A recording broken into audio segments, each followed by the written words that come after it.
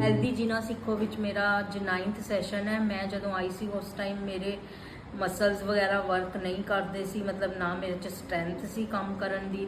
ਮੈਂ ਬਹੁਤ ਲੇਜ਼ੀ ਸੀਗੀ, ਤੋਂ ਉੱਠਿਆ ਵੀ ਨਹੀਂ ਜਾਂਦਾ ਸੀ। ਮਤਲਬ ਇੱਥੇ ਆਉਣ ਤੋਂ ਬਾਅਦ ਜਿਹੜੇ ਮੇਰੇ 9th ਸੈਸ਼ਨ ਹੋਏ ਨੇ ਉਹਨਾਂ ਵਿੱਚ ਮੈਨੂੰ ਇੰਨੀ ਇੰਪਰੂਵਮੈਂਟ ਹੋਈ ਹੈ ਕਿ ਮੈਂ ਇੱਕਦਮ ਐਕਟਿਵ ਹੋ ਗਈ ਹਾਂ। ਮੈਂ ਪਹਿਲਾਂ ਬਿਲਕੁਲ ਵਾਕ ਕਰਨ ਨਹੀਂ ਜਾਂਦੀ ਸੀ ਪਾਰਕ ਵਿੱਚ। ਮੈਨੂੰ ਸਾਰੇ ਘਰ ਦੇ ਕਹਿੰਦੇ ਸੀ ਕਿ ਤੂੰ ਵਾਕ ਕਰਿਆ ਕਰ, ਪਰ ਮੈਂ ਬਿਲਕੁਲ ਨਹੀਂ ਜਾਂਦੀ ਸੀ ਕਿਉਂਕਿ ਮੇਰੇ ਵਿੱਚ એનર્ਜੀ ਨਹੀਂ ਹੈਗੀ ਸੀ। ਪਰ ਜਦੋਂ ਮੈਂ ਇੱਥੇ ਫਸਟ ਸੈਸ਼ਨ ਆਪਣਾ ਅਟੈਂਡ ਕੀਤਾ ਤਾਂ ਮੈਂ ਉਸੇ ਸ਼ਾਮ ਮੇਰੀ ਵਾਕ ਸਟਾਰਟ ਹੋ ਗਈ।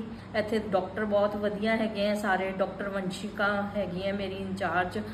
ਉਹ ਪੇਸ਼ੈਂਟ ਨੂੰ ਬਿਲਕੁਲ ਵੀ 1 ਮਿੰਟ ਲਈ ਵੀ ਇਕੱਲਾ ਨਹੀਂ ਛੱਡਦੇ, ਮਤਲਬ ਤੁਹਾਨੂੰ ਪੂਰੀ ਅਟੈਂਸ਼ਨ ਮਿਲੇਗੀ। ਬਹੁਤ ਵਧੀਆ ਤਰੀਕੇ ਨਾਲ ਤੁਹਾਨੂੰ ਡੀਲ ਕਰਦੇ ਨੇ। ਤੇ ਇੱਥੇ ਮੈਨੂੰ ਆ ਕੇ ਬਸ ਮੈਂ ਇੰਨਾ ਹੀ ਕਹਿਣਾ ਚਾਹੁੰਦੀ ਹਾਂ ਕਿ ਮੇਰੀ ਲਾਈਫ 'ਚ ਬਹੁਤ ਵੱਡਾ ਚੇਂਜ ਹੋਇਆ ਇੱਥੇ ਆਉਣ ਕਾਰਨ। Thank you.